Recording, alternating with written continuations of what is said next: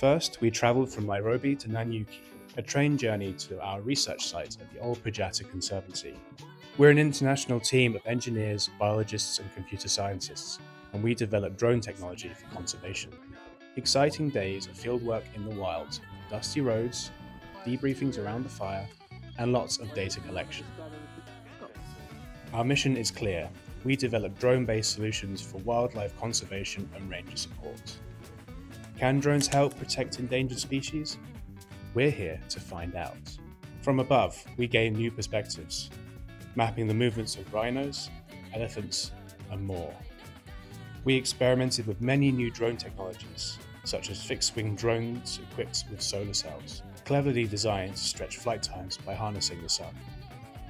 Another, the Danish-built Co-drone, helps rangers track and identify individual rhinos by capturing incredibly precise 3D models.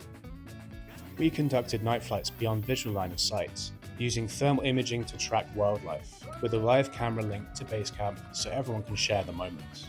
BVLOS night flights, tracking rhinos, elephants, lions and zebras up to 5 kilometers away. 600 rangers work around the clock to protect Ol Pejeta's wildlife. Drones could help make their job safer and more efficient. We wanted to study drone impacts, using specialized microphones to measure how animals react to drones. Minimizing disturbance is key.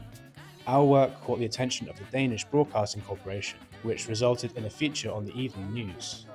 From the savannah to the world, we share our journey through social media, raising awareness, conservation efforts. Inspiring the next generation, we visited Nanyuki Girls Boarding School to talk about drones, science and conservation. Collaboration is key. We work closely with partners to ensure lasting impact. Technology, teamwork and a shared passion for wildlife.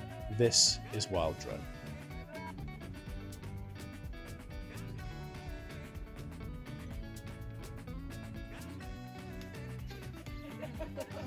I win! Woo.